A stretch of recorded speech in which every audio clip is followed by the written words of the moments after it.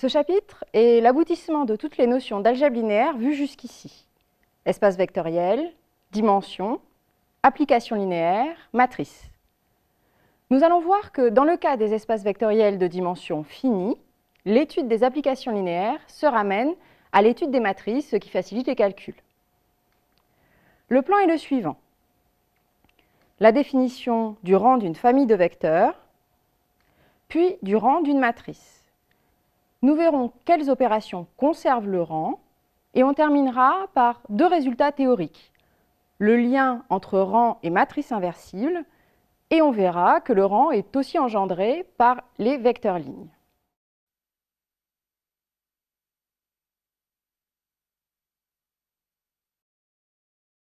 En termes simples, le rang d'une famille de vecteurs est la dimension du plus petit sous-espace vectoriel contenant tous ces vecteurs. On part d'un espace vectoriel grand E et d'une famille finie de vecteurs V1, etc. jusqu'à Vp. Le sous-espace vectoriel engendré par V1, etc. jusqu'à Vp étant de dimension finie, on peut donc donner la définition suivante. Le rang de la famille de vecteurs V1, Vp est la dimension du sous-espace vectoriel engendré par les vecteurs V1, etc. Vp. Ce que je peux écrire aussi, rang de V1, etc. Vp est égal à la dimension de vect V1, Vp. Calculer le rang d'une famille de vecteurs n'est pas toujours évident. Cependant, il y a des inégalités qui découlent directement de la définition. Tout d'abord, le rang est inférieur ou égal au nombre d'éléments de la famille. Le rang vaut 0 si et seulement si tous les vecteurs sont nuls. Plus intéressant, le rang vaut P si et seulement si la famille V1, etc. Vp est libre. Enfin, si E est de dimension finie, alors le rang est plus petit que la dimension de l'espace ambiant.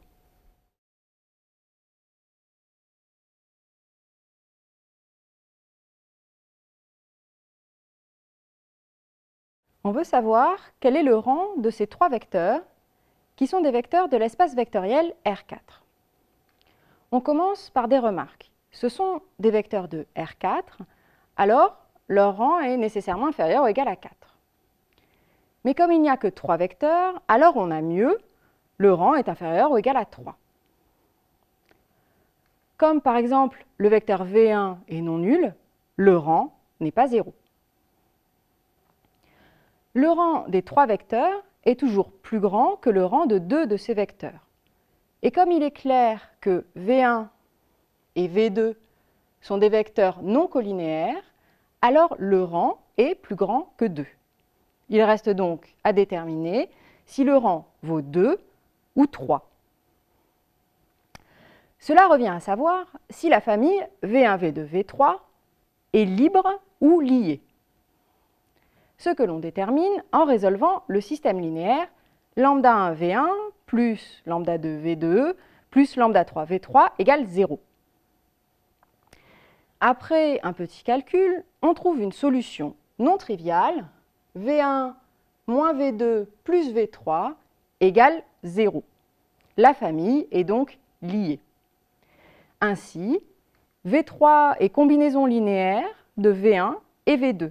Donc, vect de V1, V2, V3 est égal à vect de V1, V2.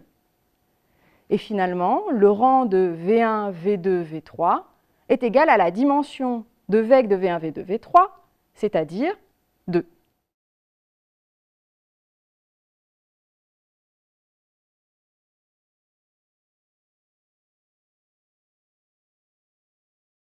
Une matrice peut être vue comme une juxtaposition de vecteurs colonnes.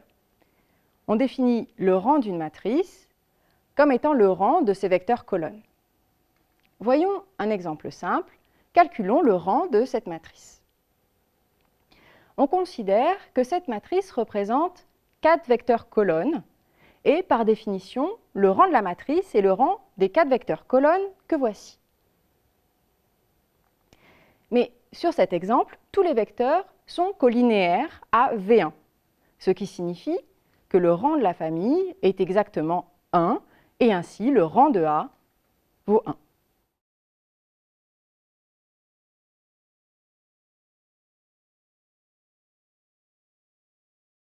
On dit qu'une matrice est échelonnée par rapport aux colonnes si le nombre de zéros commençant une colonne croît strictement colonne après colonne jusqu'à ce qu'il ne reste plus que des zéros. Ici, les étoiles désignent des coefficients quelconques et les plus des coefficients non nuls. Autrement dit, la matrice transposée est échelonnée par rapport aux lignes. Le rang d'une matrice échelonnée est très simple à calculer. Proposition. Le rang d'une matrice échelonnée par colonne est égal au nombre de colonnes non nulles. Par exemple, dans cette matrice échelonnée, 4 colonnes sur 6 sont non nulles. Donc le rang de cette matrice est 4. La démonstration de cette proposition consiste à remarquer que les vecteurs colonnes non nuls sont linéairement indépendants, ce qui est clair au vu de la forme échelonnée de la matrice.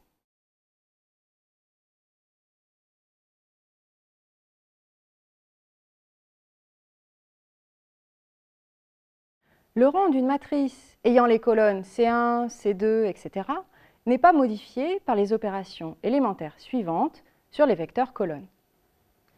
CI est remplacé par lambda CI. On peut multiplier une colonne par un scalaire non nul.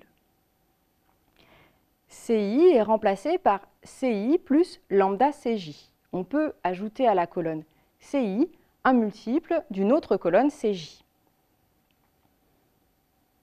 CI est échangé avec CJ. On peut échanger deux colonnes.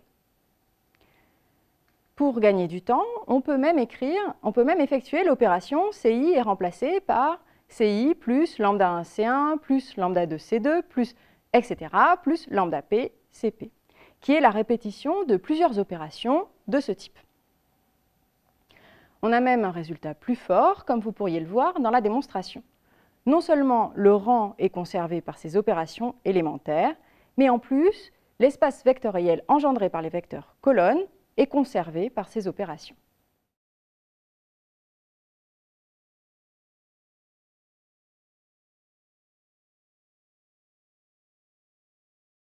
Voyons dans la pratique comment calculer le rang d'une matrice ou d'un système de vecteurs. Il s'agit d'appliquer la méthode de Gauss sur les colonnes de la matrice A, considérée comme une juxtaposition de vecteurs colonnes. Le principe de la méthode de Gauss affirme que les trois opérations élémentaires, CI devient lambda CI, CI devient CI plus lambda CJ et CI est échangé avec CJ, permettent de transformer la matrice A en une matrice échelonnée par rapport aux colonnes. Le rang de la matrice est alors le nombre de colonnes non nulles de la matrice échelonnée.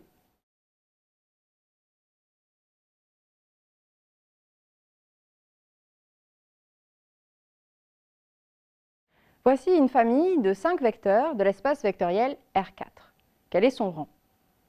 Calculer le rang de la famille de vecteurs, c'est calculer le rang de cette matrice où l'on a juxtaposé les vecteurs colonnes.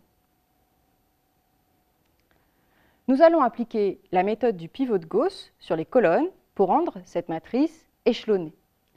On veut obtenir des zéros sur la première ligne à droite du pivot. Pour cela, on effectue ces opérations élémentaires. Chacune de ces opérations fait apparaître un zéro. Ce n'est bien sûr pas encore fini.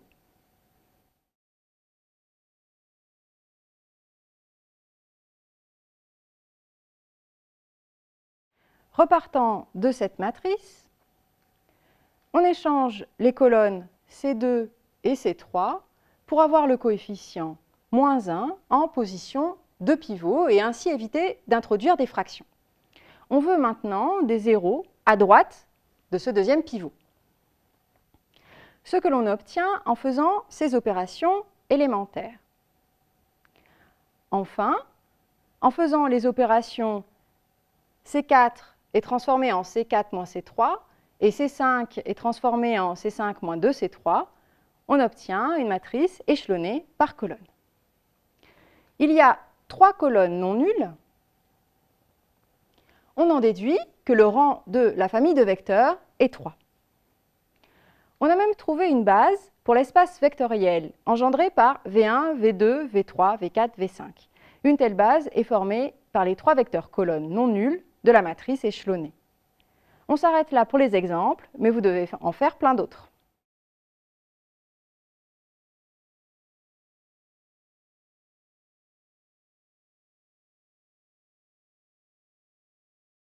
Nous anticipons sur la suite pour énoncer un résultat important. Théorème. Une matrice carrée de taille n est inversible si et seulement si elle est de rang exactement n.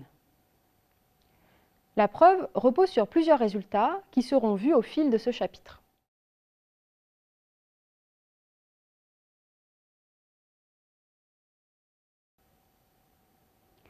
On termine par un autre résultat important, à la fois pratique et théorique. On a considéré jusqu'ici une matrice comme une juxtaposition de vecteurs colonnes et défini le rang comme la dimension de l'espace engendré par ces colonnes. Considérons maintenant que A est aussi une superposition de vecteurs lignes, W1, etc. jusqu'à Wn. Proposition. Le rang de A est égal à la dimension de vect de W1, etc. Wn. Autrement dit, l'espace vectoriel engendré par les vecteurs colonnes et l'espace vectoriel engendré par les vecteurs lignes sont de même dimension. Une formulation plus théorique est que le rang de A est égal au rang de transposé de A. Le rang d'une matrice est égal au rang de sa transposée. Attention, les espaces vectoriels engendrés par les colonnes et les lignes d'une matrice A sont de même dimension, mais ils ne sont pas égaux.